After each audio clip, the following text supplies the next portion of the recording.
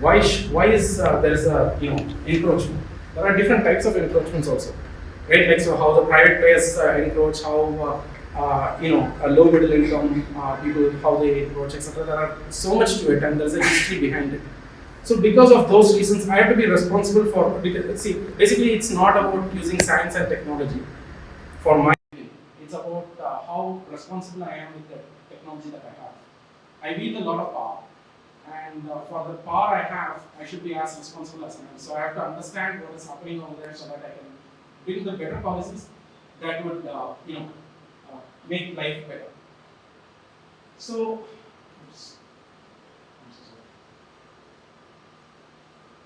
so the first rule of geography is always the very simpler one. It says, everything is related to everything.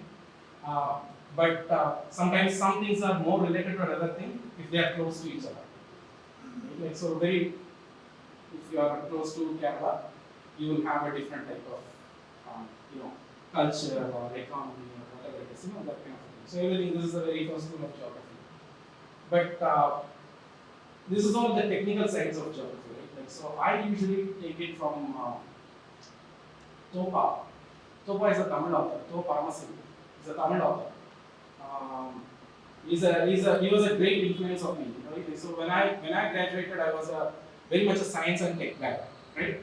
Everything I saw was numbers and codes and big data and everything around that. My profile still says that old thing, right? Like AI, ML, etc., etc. All these things I was very much immersed with. Very true. But Topa played a very big, wide role in transforming me and in the way that I see geography. So Topa's famous book is Alagar Koil. Alagar Koil is a temple near Madurai, not far from Madurai. It's a very famous temple. And on the occasion, actually, there's a particular festival in April. During that, when they bring Alagar to the Vaigai River near Madurai, millions of people will come to worship, and it's a very huge event. It's one of the biggest events of Tamil Nadu. So Paramahansa writes a research on Alagar about that temple. So here's my question. So just think about it. If you are going to do a research on a particular temple, what would be the first thing that you would talk about? Right? Like, so you talk about the history of its construction, the emperors, who built what, this wall was built by them, that architecture, this architecture, and all those things. One is the history, second is the architecture, and third is that sometimes you will go into the depth of rituals and beliefs, right? No questions about it. If I ask you to write about Belur temple, Ramaraya temple, sometimes many people forget that there are old temples in Bangalore. But if I ask Bengalurians to write about it, they will write in the same way. It's no different. But Topa did it in a very different way. What he did was, he was not just talking about the temples, their architecture and the belief, but how different communities were interacting with it. Right? How did a particular caste saw it? How did what was their role in it? What were they doing during that ritual? Are they participating in the ritual? Why? What is the history of their participation in this? Now here's the thing. Bengaluru's biggest festival is Karaga. How many of you have attended Karaga in the last 1 year? 5 years? 5 people. See, there is a class, there is a caste. Every angle is there when it comes to how you deal with a function in your city, right? So this is what the Topa began recording. It's not just about going to Damaraya temple and talking about the history of that, but also about which people are coming to it. When are they coming to it? What is the history of it? Where are they stopping? And what is the reason why they are coming and why they are not coming or whatever it is. Everything he began investigating. Now, why is that important for me is that, see, geography is also is a science and technology. If I write it as science and technology, it is going to be in the form of science and technology, right? Like so, it is not going to go anywhere.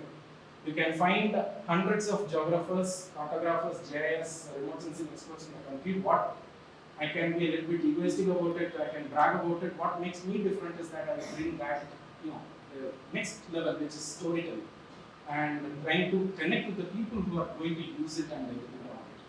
So that is so for me, it's not just geography, but how people see geography is more important. Um, so from that angle, I'm going to talk about Bangalore. Actually, this was a map that I prepared for an event, Namalas Day. It was held in the BBMP office near Hudson Circle. It was actually placed in the floor. It was a very giant map. If I'm standing over here, it would be to that third row. It was just that kind of a 3D map we placed in front of, thanks to our colleagues in the idea. We put that map in front of officers who are going to make planning decisions, and we made them sit around the map and start discussing about things. The moment they began seeing those, and they were, here's the colleague. so, so she was the one. She was instrumental in putting that map out. So the way they began thinking about maps, the way they began thinking about the city itself would change if it is there in front of you. If I'm going to have this kind of map, of course, in this level it is not showing that much of a detail. But what I tried to show was like the green are the valleys of Bengaluru, the buildings of Bangalore. If you zoom in, there are so many small things, but that you can see when it is put out in a large fashion. So today's one, of course, like I said, there are hundreds and thousands of stories that you can tell through maps. Tell about Bengaluru also, about its culture, about its all the ethnic groups, the socio-economic situations, jobs, everything that you can think about, everything can be, you can have a story. Today I'm going to talk about only one story of that, right? Like so, this even that I don't know if I will have the time, but let's see how much time I have. So what we are going to talk about is the topography of Bengaluru. How we have forgotten that topography. The earlier question that I posted was, if I am going to walk from here to Majestic, I do not know which is the place which is up, which is down, etc. And the problem is that people have forgotten it. And that is what we are going to talk about today, and its effects. So, Bengaluru is in the middle of a plateau. This is an exaggerated cross section of the region. So, on one side you have Bengaluru, and on the other side you have Chennai, almost at the sea level. But, do you see the Western Ghats and Eastern Ghats now? Not much, right? Like it's not very clear here. Why it is not clear is that is the reality. There is no such thing called as a Western Ghats mountain range or an Eastern Ghats mountain range. Those are eroded escarpments. So the land had raised and it had eroded. And so if you are standing over here and if you are looking at it, you will see mountains. But if you are going from Bengaluru to say Wayanad or Coorg, you will not see that you are rising in the mountain or something like that. You will not see massive mountains and stuff. But if you are going from Bangalore to Coorg or Wayanad or whatever, if you want to travel, you will notice that you have to do this hairpin bends and all those things. Same goes for Eastern Ghats. You will not notice when you are traveling from this side. So basically, it's not a pure mountain. It's an escarpment. So it has eroded. So land had come up and it had started eroding. How does that erode? We'll come to that. So another thing that people have forgotten is that Bangalore is a hill station. Bangalore is technically a hill station, though many people won't acknowledge it. So 97% of India's population is actually at an elevation lower than the average elevation of India. Only 3% is actually above it. So we are actually on the top. I mean, not in the.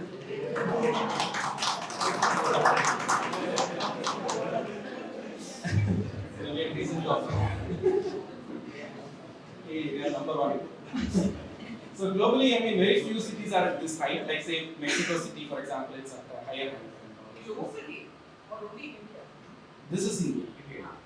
Globally, also percentage-wise, it will be somewhat similar in the sense like most people, will be at closer to a coast, right? Like so, coast or plains or something like that. See, Delhi is 1/4 of the height of Bangalore, right? Like 250 meters or something like that, and we are at 900 meters. So something that is actually helping Bangalore in some cases, as well as it also has its ill effects as well.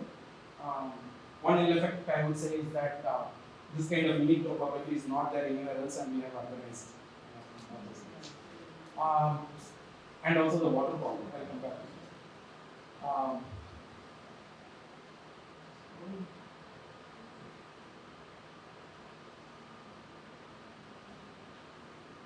Talking about water, so this is a zoomed in version of the same topography, but this is focused only towards Kaveri watershed, right?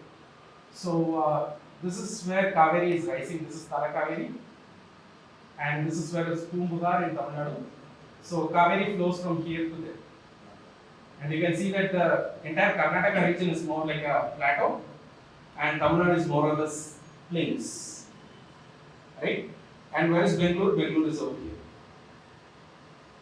If you look at it in the bracket also I have written, it says part. We'll come to that. What it means is I have written Bangalore. Part of Bangalore is only in Kaveri watershed.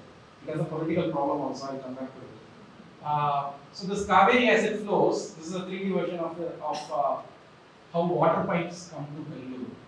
And as I said, the negative problem with being in this height is that if you want to depend on a water source like this, you have to pump it. So we are pumping for 1,000 feet height difference and for 100 kilometers through the Kaveri pipeline. So this is how it is. From here it starts and we are pumping over here. There were two other pumping also. It is I don't know if DTL is working now, but it was not working for many years, and the other one Nisargata is not working anymore. So this is a problem that we have when you are having a higher elevation. So how much can you urbanize is the next question, right? So the more people you are going to accommodate, the more you are going to pump. Now, it's the same in 2D. Now I'll talk about the next one. So this is a much more zoomed in version of the topography of Bangalore. So areas in green are actually lower elevation. Areas in brown are actually higher elevation. Right? So this is how you read all my maps, all my topography maps. Green will be lower elevation, brown will be higher elevation. So this, if I am going to map this place, this is going to be brown, this is going to be yellow, and that is going to be green. So you can imagine it from that perspective. So these are greens are actually this one. So the Bangalore city is over here, and it's on the top of the ridge. What it means is that I have put a red color line over here, right? Like, so this is called as a water divide. And water from this side will flow into Kaveri, and water from this side will go into Pune River or Dakshina Pinakini, you can call it, South Penna River. So this side and this side. Now I said that there is a political issue for this. Can you guess what is the political issue for this? Yeah, I mean, yeah. So Kaveri, yeah. The Kaveri issue between Karnataka and Tamil Nadu is about how to share water. And one of the contentious points within it is how much water can Karnataka take. Now agricultural requirements are all fine. Now, but Bengaluru is one of the points that Karnataka wants. So Karnataka says, I want Kaveri water. And Tamil Nadu says, we cannot give all of them because only a part of Bengaluru is within Kaveri watershed and the rest is not. And what exactly is the part is another part of contention. Like, we know the line, like whether it is 30% or 33% or 35% has been a political issue. Now this is what many people forgot again. So what happens is that you are allotted only a certain amount of water. But government, however, provides water for all of them using the same one. So your allotment is only for the southwest parts of west and southwest parts of Bengaluru. But actually it is required for east and north parts, which are actually the most growing parts. Where circle between Bannerghatta Road, Hosur Road, Sarjapur Road, Airport Road, all come under the other watershed. Now the growth is immense over here, and the share is not going to come. Right? So this is problem number one. So this is a very simple explanation. I added this slide. What is a water divide and what is a watershed? If you are pouring sambar or rasam in this side, water is going to flow towards you. If you are going to pour water, sambar or rasam in this side, it's going to flow to that side. So Kaveri watershed and Dakshina Pinakini. So this is the water divide. Bangalore is situated right in the middle. So you can imagine the situations that we are having. So there is another problem with it. Now the city is growing, and the city is growing, and the city also is. We always talk about the city as a building and road and everything. That is our city limits. But these kind of cities always wield their influences much beyond these things, much beyond your corporation boundaries, much beyond your development authority boundaries. And what kind of influence will they play? Right now we are here. Um, we were served coffee, and we have generated a market for coffee. We need coffee powder to come from someplace. We need milk to come from someplace. We need vegetables to come from someplace. And your regions are going to be your suppliers for it. A good amount of it. Not maybe all of them, but a good amount of it will be your region. Say for example, your green requirements, right? Like a lot of vegetable requirements are going to come from your region. So this is a change of water bodies, like how much water has reduced. And you can notice a lot of these reds in northern parts of Bengaluru. It's because of northern parts of Bengaluru rural district, right? Like I'm not talking about the encroachments that you're seeing within the city. I'm talking about the water that is available in the peripheries itself. There is an increased consumption of water. Why is that? It's not because of 2 buildings or 10 buildings that are coming up over there. That's not the biggest change. The thing is that we want a lot of vegetables, we want a lot of these allied products, and they need water. And it's not just that we need it, we don't want its seasonality as well. Right? Yeah. I want carrot today, I want carrot next week, I want carrot in June, I want carrot in December, it doesn't matter. I want carrot. That's the thing. If it is not there, you are going to scold somebody. And you are creating a market for it, and the farmer also is like understanding that there is a market for it, and the farmer tries to alter the crop cycle, which means that he will take water a lot and different means and everything. So this is our impact, our regional impact, and everything around that. So then there is the vegetation impact. So this is a change of vegetation maps. So what we have observed is that the peripheries, actually I didn't grade this map very well, but the greens are places where vegetation is increasing. It doesn't mean that it is forested or whatever it is. It's increasing, slight amount of increase or whatever, it is increasing. And orange is decreasing. And you can notice that within the city, particularly in its peripheries where it has rapidly urbanized, you will notice a decrease in vegetation. But on the other hand, the peripheries where outside the boundaries where there are still villages, it's increasing because India has been greening actually, but at its expense of its blue. Something that we always forget. There are 2 types of vegetation. One is natural vegetation and there is artificial vegetation. When we are saying greening, it doesn't mean it's a healthy greening. It's artificial vegetation, right? It's some form of crops or whatsoever, right? So that kind of growth is there. Coming back to this same map on watershed. Now, you can notice that it is like fingers. I mean, if it is not very clear, I'm so sorry, but you can notice that it will be like very much like fingers. So basically, what is happening is that if I start pouring water, water will follow one path. If he is going to pour, it will follow another path and they both will meet. And that is what you are going to see as valleys over here. And as they flow every year, they will start eroding and that place will become deeper. And the other place remains higher. Very simple logic. Right? So this is how the valleys of Bengaluru were created through erosion. So basically I am pouring water every day and that is the rain and it is so you can see the thing about this is Bengaluru area.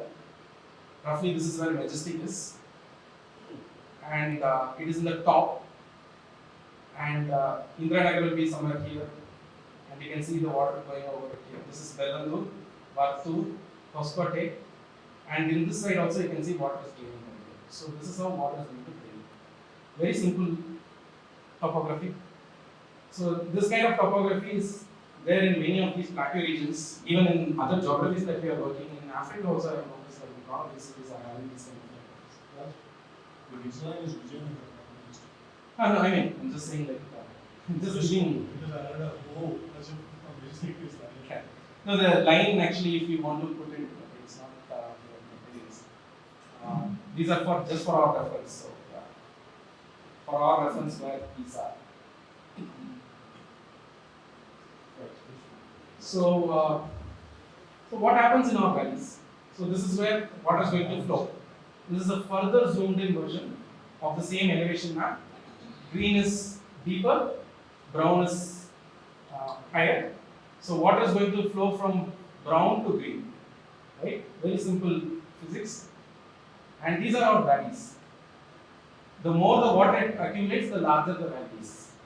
And now, one thing I always talk about, one thing I always hear is that everyone talks about the cascading network of lakes. This is how they call Bengaluru. I usually don't like that way of defining it because when they construct the lakes, they are not aware of, that they didn't want it to be made as a network.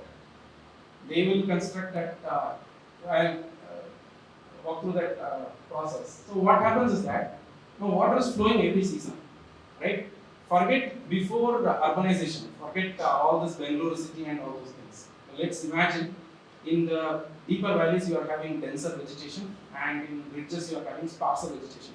If you are not able to follow it up, just go to the peripheries of Bengaluru, you will see how the native vegetation looks like. The rocks of Bengaluru.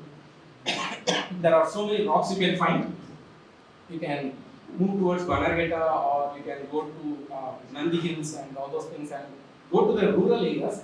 You will notice the geography of Bengaluru even prior to this urbanization. How it would have looked like, you can imagine it. So the valleys will have more vegetation, more shrubs, more trees, and the ridges are slightly sparser in vegetation, semi-arid. Is it bad? I won't say it is bad. It's the natural ecosystem. And there are animals that are suited for it. Plants that are, that grow in that. There is nothing wrong in being brown. But we have always thought that green is good and brown is bad and everything like that. But so let's assume that I am the first person to settle in Bangalore. I mean, as a farmer, I am coming in. And I am seeing this topography. I am used to the river valley civilizations across Kaveri. I am coming from Srirangapatna or Mysuru or from that kind of region. And I am coming over here and I am looking at this mountain. So there is no perennial river. When it rains, water flows along these valleys. But for my agricultural requirement, I need source of water. So I build a bund across this valley. And I start blocking the water. And that's how we create the lakes. So, and what will happen is below the bund there will be a command area for that lake. That is the area that will be irrigated by that. And then there will be a gap and another bund. So another section of area. So this will be irrigated by this lake. So water is flowing from here. I put a bund over here. Water is stagnating over here, and I use that water to irrigate over here. Again, I put another bund and add water, and this kind of. So people didn't imagine that there will be a network of lakes, but they just built it in these valleys, so it looks like a network of lakes, right? Like so, it is not necessary that it has to be a chain and all those things. But we are just constructed in that way. It's just like there is this stormwater drain in your road. I am blocking it in front of my house, and I am going to store some water. And another person also will do that and everything. It's not like we planned it. It's just that it is in the path. So this is that path. And why I am stressing on this is that constantly, every time when city floods, people always talk about lakes. People totally forget about this valleys. It is actually the valley that is more important than the lake. Lake is a water retention structure. It is not a flood inundation structure. Why do we construct lakes?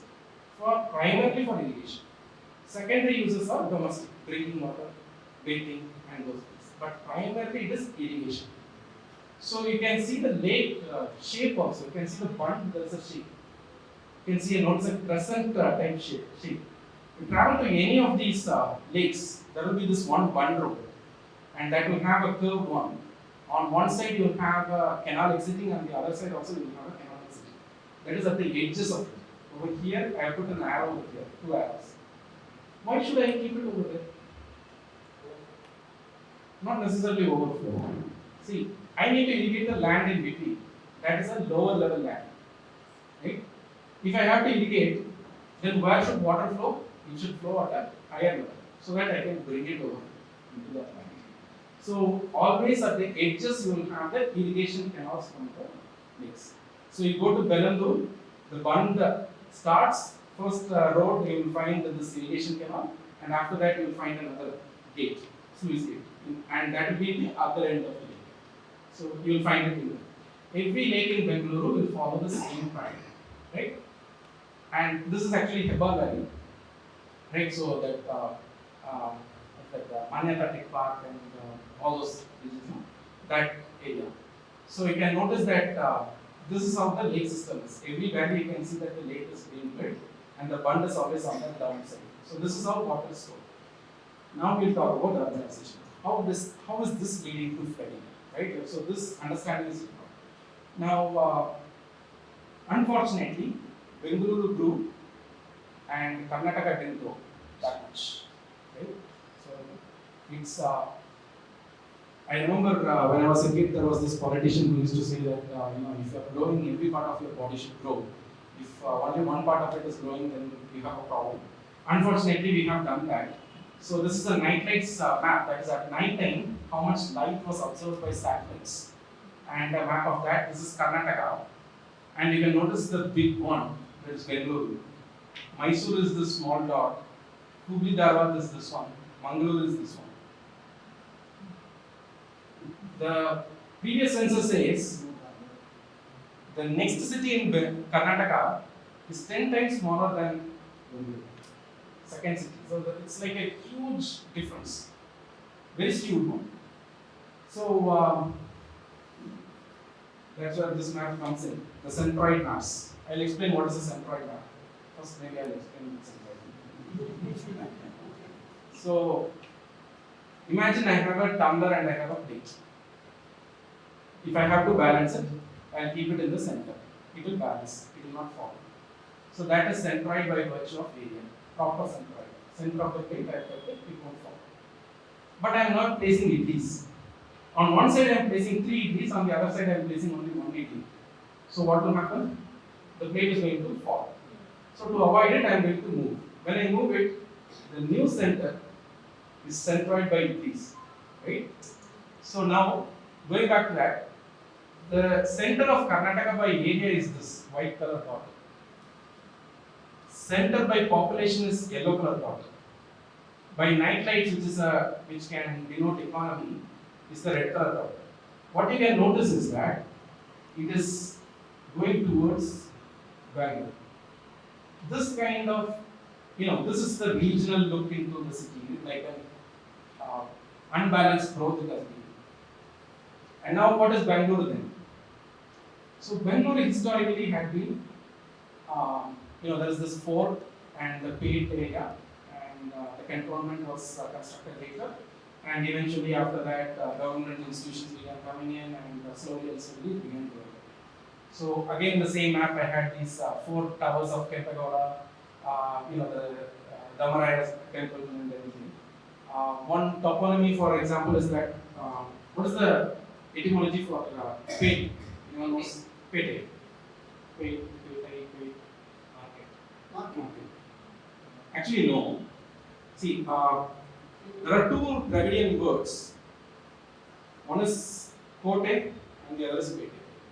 Okay, so you can pronounce it in different ways in different languages. Kote, kota, whatever. Ultimately, it comes from the root word is ko means king.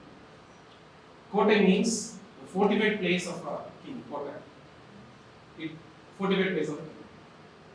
If a town grows beyond this fortification, it's called pate. Right? So you'll have a fort, and next to it the town grows. After that, they might fortify again because the city has grown or whatever. That might happen as a reactive one. But initially, it will be first there will be a fort, and then there is this outside area. So that is what is pate. So after, of course, with the current change and everything, it will be very different. But that's how it grew. From this section, it began growing, and this is where Bangalore is starting. Now, between 1990 to 2015, that's when I say that the peak period of Bengaluru's growth. When I say peak period of Bangalore growth, it's the massive influx, very massive and everything. These are satellite image estimated growth. You can see that the gray area is actually 1990, and yellow and red were buildings that were added after 2000. Till 2015, and you can see how it has grown and everything. So, what has it respected? Nothing. It has just grown, right? So it has grown. At least in this, it is a little bit communist. You can say it has grown in all directions, right? So it has grown. Even in that, some people are more equal than the other. So some areas are like this electronic city and all this. Now, why I am saying this is that what is guiding our growth? Right? Our growth is primarily driven by market. If Indiranagar is a great place to live, or Indiranagar has lots of offices, you will try to buy houses in also, so that you can commute. So that is what is driving us. There is no other. Of course, regulations are there, but it doesn't work. What I'm saying is that it's market driven. You are having a demand and it is growing. And this city has been doing that. The problem is that same animation. Now what I'm going to do is I'm going to overlay on the valley structure. So this is the valley structure, and this is 1990. Now you can see it's black actually. The buildings are in black. Now you can see that some of the valleys are gone, right? Like it has started. It's being blocked. And when it comes to 2015, so the thing is that basically what I have been doing is, let's assume in an analogy, I'm walking from here to there, forgetting that there is a depression over here. What is going to happen? I'll fall. And that is what is happening over here. So wherever these valleys have been obstructed, we are falling. And that's where floods are happening. Right? So if you map out, so this is 2022 August and September floods. All the locations that are flooded, if I map it, all of them are falling in the same locations. It's very obvious, no? So the thing is that we have forgotten that job. We totally forgot that I have to be careful about this, low-lying area, and I totally forgot it, and now I am going to suffer from it. And that's what we do. Now, why would a construction on a floodplain be a problem? Right? We'll go into that. But these are some of the photographs from these locations, some of these. Whatever. So every time when it comes, actually, I try to. The work behind it, I haven't even explained actually. Every time when a photograph like this comes, some information will be provided by the user. They will say that this is from Indiranagar or this is from Geographical or something like that they provide. And based on the appearance of the road and Google Street View actually gives a lot, I try to geocode it. So I'll try to find out a place like, for example, this house, this particular color wall. So the same thing I'll search in Google Street View, I'll walk around and I'll check is this the wall and this is the location. Then I'll check the topography, and that's how it has been mapped. All these are manually mapped actually. So how does this happen? How does this process happen? So I said a bund is constructed, a lake is present, and after that there is this command area which is the agricultural user. There are two major trains that are draining outside, minor trains in between outside, and this entire area is irrigated by this lake. These areas are relatively drier, right? So over here it has urbanized in the past. It's not a big problem. It won't flood at all. It would have different types of floods. But then you start constructing. Now, that command area, which is supposed to be the low-lying area, right? I told you farm will be in the lower area so that we can irrigate properly. And that's where we are constructing. And how do we construct? First is dump all the soil. Right? So we increase the elevation by 6 feet, 7 feet or whatever it is. That is one of the keys. Also notice this small road over here. The bund, on top of the bund there is this pathway, small pathway. That is also being expanded. And all the drains are gone. Smaller drains that were there are all gone.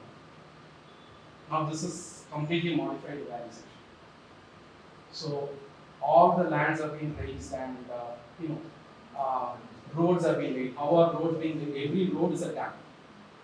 We don't have enough culverts to carry water from one side of the road to the other side of the road. So every road is a dam. And look at this, that carpet now it is a 4-lane highway. So from here the water has to go over here, but because of urban recreation and all those things, they have changed it over here also. So if it is going to rain, then what is going to happen? Obvious, no? So basically, I have drains in my house. I have blocked the drains, and I am still pouring water. Obviously, it is going to spill over. This is a very simple thing, but this is what we have forgotten. And It's just premium property. this is close to the. This location, This is Manyata. This is Outer Ring Road. Manyata. this is Manyata. Close to that. Nagar. This is that what is that park next to that lake? Buddha. Anyway. Over here.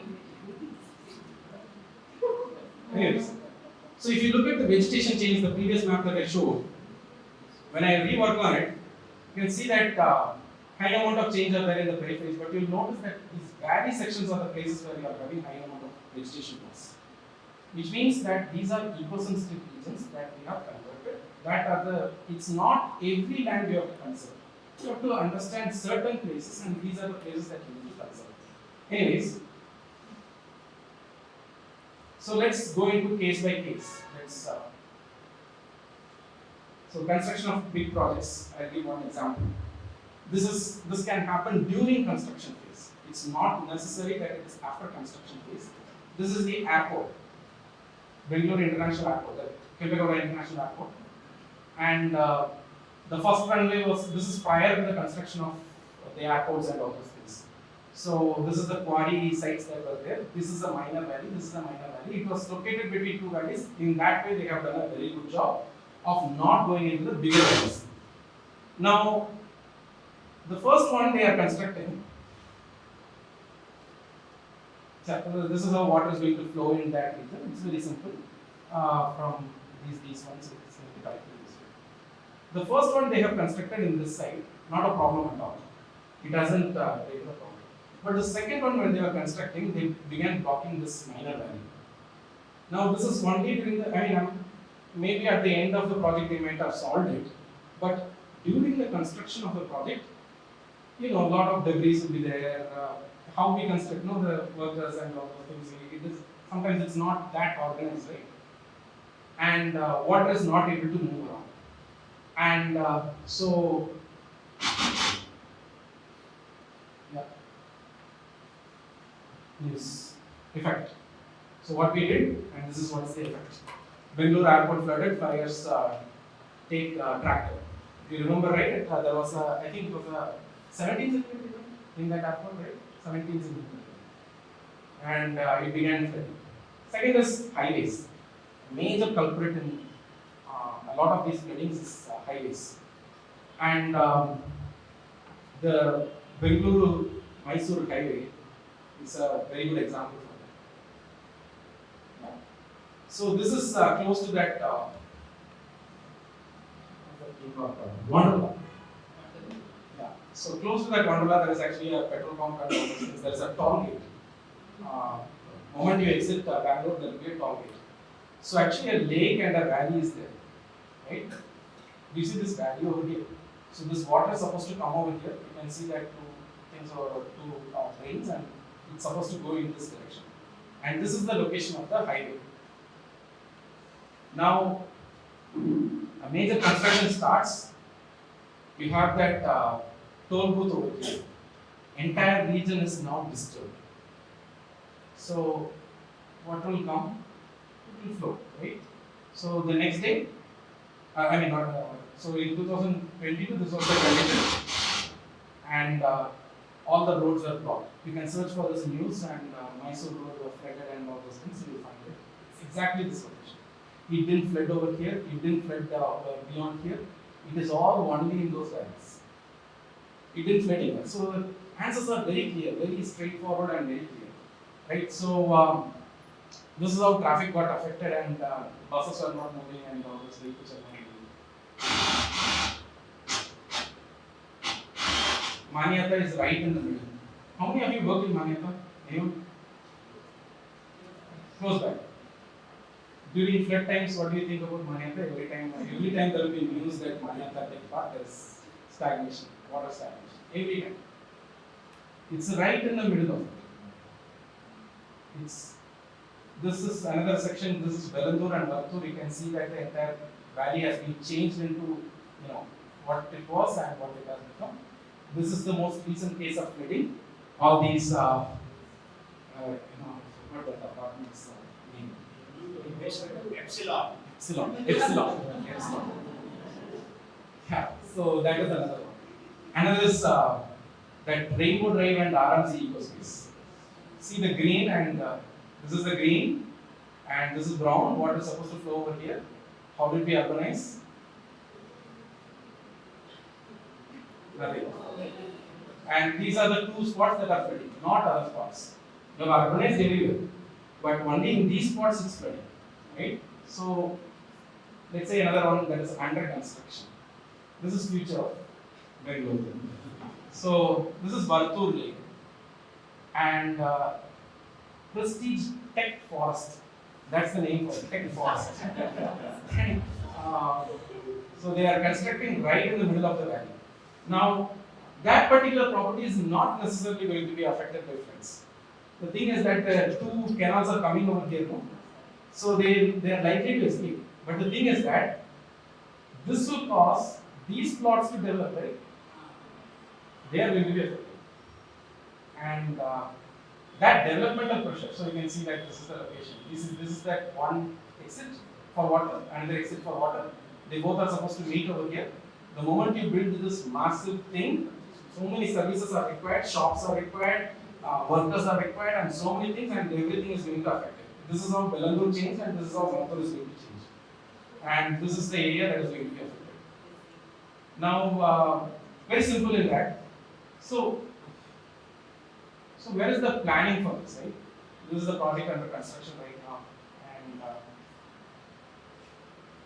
look how they changed the topography. So where is the planning aspect of it, right? If this was so obvious, it would have been done very easily.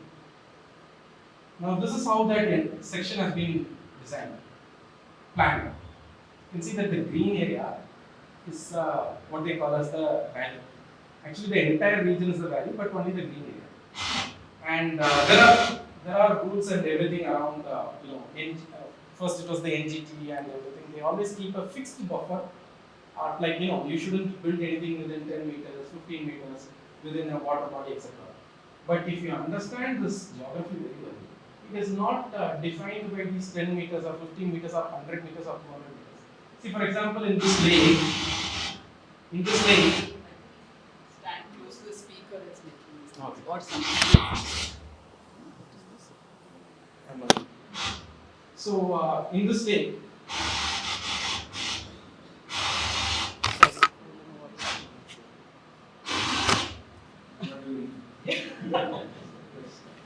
anyway, I'll be loud as possible.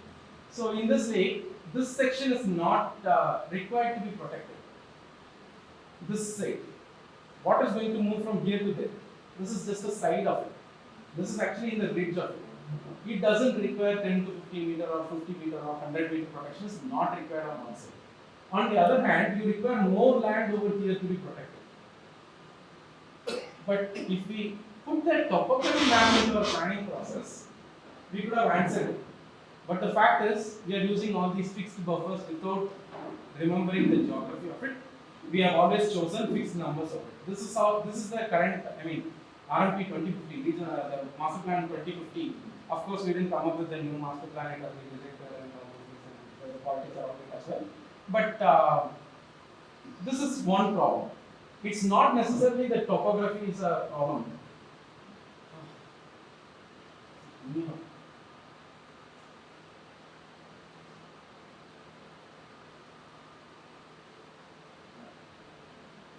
This is the traffic map. This big projects that we have in Bangalore not only disrespects the topography of Bangalore, but also the existing infrastructure itself. One of the things is that they need a 4-lane in front of their, project, for sure. After the 4-lane, what is there? They don't care. So the 4-lane will become 2-lane or 1-lane also. So already there is a lot of traffic in this Vartur road, already. And this is where they are going to bring this thousands of people into it. So imagine this is the population that is not going to use buses, not going to use metro. They are all going to have personal cars, some of them SUVs, and everything is going to come over here. Already traffic in the road. So this is the situation of that road currently. You can see the vehicles like ants, and they are already queuing up. So what is the status of it when after that it's going to be a problem? So this is the 2-lane road that is there, and imagine all the SUVs and everything. This is not 4-lane and all those things, right? So it's going to be a big problem. So so basically, so our master plan is never, was not right in the first place, and even for what it has, it is not respected at all. So as per the master plan, the green area should be protected. The grey area can be urbanized.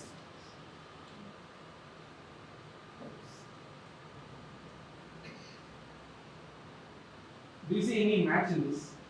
This is the actual. The red is actual. Red is actual. Grey is what they wanted. What it follows is roads. What it follows is neighborhoods, and that's it. Where jobs are. All these master plans, etc., are not working properly. So that is the problem with our planning process. In the plans, we should use this topography, and both the public of Bengaluru as well as the planners of Bengaluru have totally forgotten and ignored it. And every time, whenever a flood happens, the argument will be, what happened to the lakes? RMC ecospace is not on a lake. This Rainbow Drive is not on a lake. Manyata Tech Park is not on a lake. That Mysore Road is not on the lake. What is happening over there? The valley is the most important thing, and that we are totally ignoring in our conversations. And that is what is happening in Bengaluru. And the worst part is, some extreme things also happen. In one of the TV debates, I was asked to talk about this. And I was talking about this, and a person, see, this is the problem of flooding in Bengaluru. I have explained it to you. Of course, like what, say, take the influence from Topa. This is my version of the geography. But you can also explore it, and you can check what's happening and all those things. You are free to do it. But here is what I bring as how it has happened, and I am trying to research this subject and everything. And in the TV debate, there was this IT person from Bangalore, right? So said if we put blockchain technology, we can prevent it. And I felt stupid. In the sense this is a wrong crowd for me, or what is it? Because of course, in the TV debate, I can't bring all these presentations, show, this is the location, that is the location, and everything. But it's always that kind of problem. The way that person came from us, the land records, if you put it in blockchain, you know who transacted, etc. Is that the problem? It's not about whether it is legal or illegal, or that is never the case. It is about whether we have urbanized in the right place or not in the right place, and that requires a little bit of, just put this topography map into your planning, I think it will be sorted out, which we haven't done, right? It's a very simple.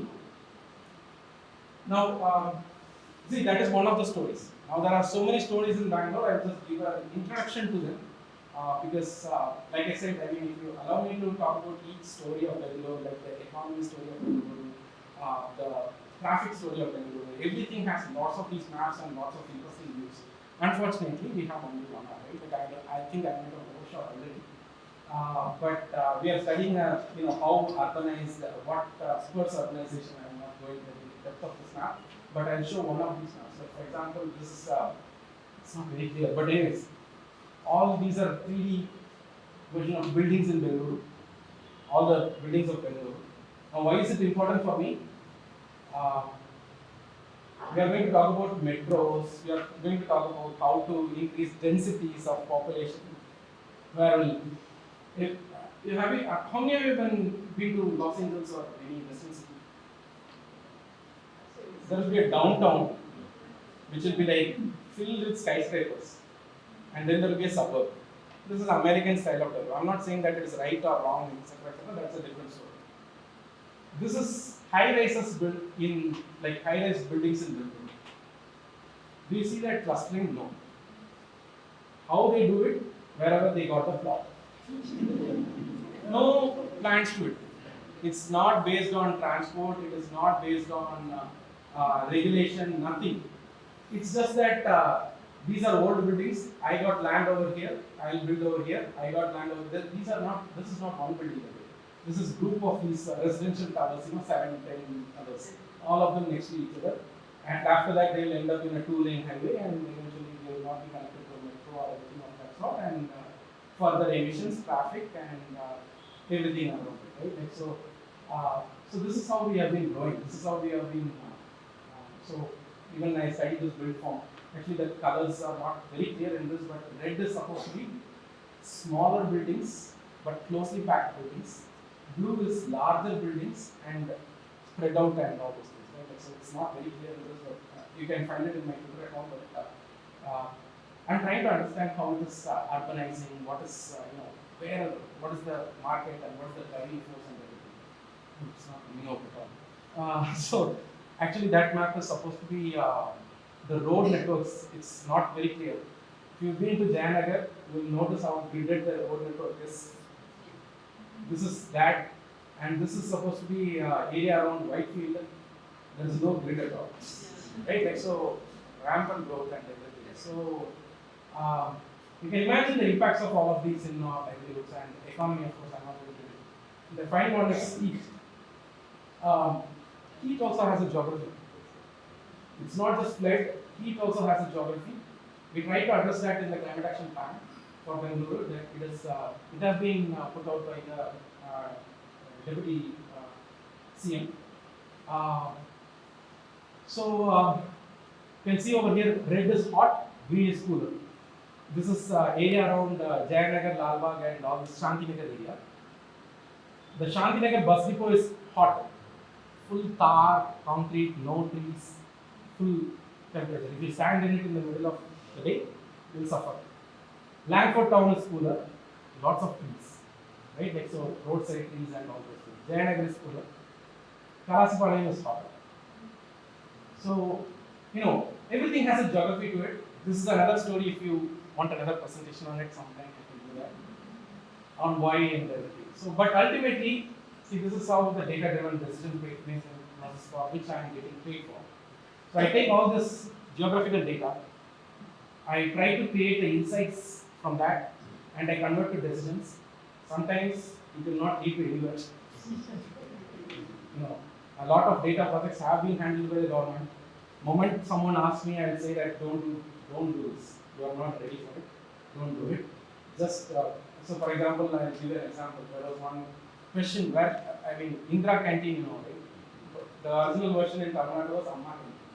There was a big consultant company that wanted to do this massive analysis of data and find out the optimal location for where do I put this Amma Canteen. The government said, I don't want this analysis. Simply, I'll put it next to the person. Sometimes you don't require. See, sometimes it's nationalism that's required. Only in cases where it is not there, it is. So, anyways, you have to always know that it's not necessary that it will always be rosy, and it's always dependent on what kind of people, science, and tech. Right? Like if I am not going to do this, someone is going to do it. It will be ending in a different way. Also, it can be. So, as a person, as a reader, you have to, just like how Topa said about how different communities are interacting with geography, you have to know that I am one of the actors about this geography. So you have to know that I am one actor. There could be another actor, and you learn from that actor as well and come from different angles so that you can create your own view of geography. Right? Like, so that is actually very essential. But I always keep this, how to do this, etc., etc. And there's one interesting concept. I totally forgot that all our maps have an art component to it. It has to tell the nicer stories. I know that you might have seen art maps, etc., but mine is slightly different than those because there is an art component to it. I get inspiration from movies a lot. I put it in that pro wrestling, etc. Right? Like so, I take inspiration from pro wrestling for my storytelling. So this is Tamil movie '96. This is a map on flooding for Junagadh. I had to explain a story.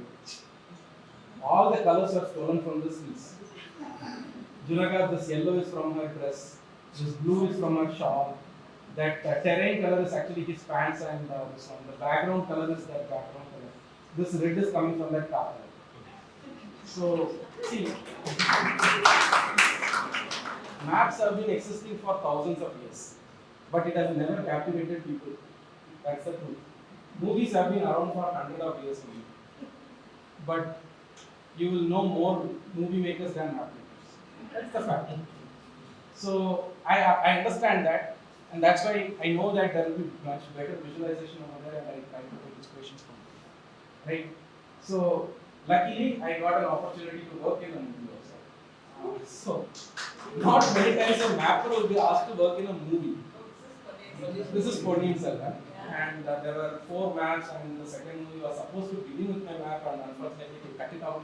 But that opening scene where the mangroves and all come, right? Like it was supposed to start with the map and zoom into that, and then it shows the mangroves. This is how they had imagined it, but it didn't come out. But luckily over here. But if you notice over here, there are actually I have written a thread about this on how I prepared it, the details of it, the science behind it, the technology behind it, the art behind it, why I kept different versions of it, small details of the research and everything, like how Carnegie flew 1,000 years back. Everything we had to try map, and there are so many details I haven't talked about. I have just talked about the story of it. Probably the preparation of maps is something that so this is my last slide. I will leave it over here. This is a controversial, you can see, map. My take of Bangalore. I told you like how Tho Paramasivan was talking about different communities and their interactions, with that temple. This is how I see Bengaluru, the different communities of Bengaluru. This is one version of it. I didn't put a lot of it because it will become too controversial. So this is one of it. So basically, the area in blue are the elders of Bengaluru. This crowd will have a lot of them. I'm not talking about age, by the way. What I'm talking about is, people who have lived in Bengaluru for a really long time. They'll say, once in a, there was a long time ago, Bengaluru was very green. Bengaluru was pollution free. Now it's all becoming problematic.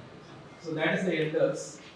You'll find them in Indiranagar, Bangalore town, and many at Jayanagar. You'll find all these. Malleshwaram. Then the dreamers are the ones in red. These are the affluent techie migrants. They came here, like blockchain will solve flood. That kind of a population. Everything can be solved with an app. Everything. Somebody is hungry, you prepare an app, and that person will be satisfied. That is the kind of. The third is actually the yellow color, which is the engine of Bengaluru. The unspoken engine, silent engine, which you can find almost everywhere. The regular, the insurance agents, the cab drivers, the auto drivers, the bus conductors, drivers, and all those things, right? Like so usually they don't speak much. Where you can find them is, KR market, or those kind of places where they will be, talking about getting food or something like that, and they will watch TV shows, right? So it's likely that the dreamers don't watch TV; they will be watching on the iPad or YouTube. The castaways are the green, and I used to call myself as this one. That is the new migrant who has come to Bangalore in hope of becoming like that red case. I came here. I want to live by the city, but I am still connected to my hometown. And when my language film comes, I'll go to that theater. I'll talk that theater. Telugu people, Telugu, Malayalis, Tamils, and Hindi, Bengali, everything you'll find in that category. But usually they'll come as bachelor, and you can find them a lot. Forum Mall and all those things. Quite a lot you can find. The final one is and I have kept a special one for electronics. It will have both. You'll find both, but why did I especially point out electronic city is that it is no different from the rest of the thing, but they do not know that they are living outside the calculation boundary. And the final one is the colorless. These are the construction workers and other folks you can find from North India, Bihar, Jharkhand, doing really tough jobs. And no rights or whatsoever. They will be paid paltry amounts. They cannot speak with the rest of the population. They walk in groups because they have to be guided by one person from their place who knows the town or who knows which bus to go. And the rest of them do not know anything, they will just follow.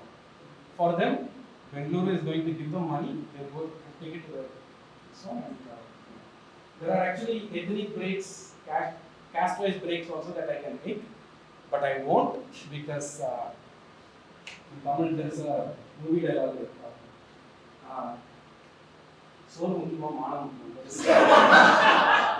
is rice important or is honor or integrity important?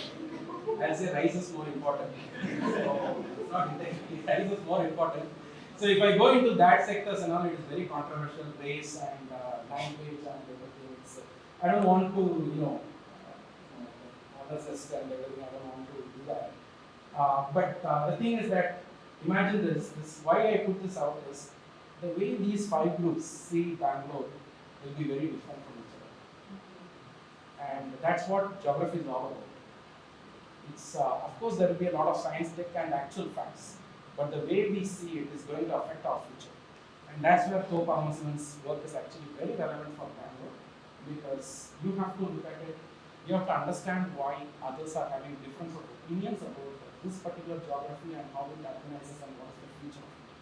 And only if we put that into a picture, if we understand the other person's views, then the geography will be respected and we can have a better future. And I end with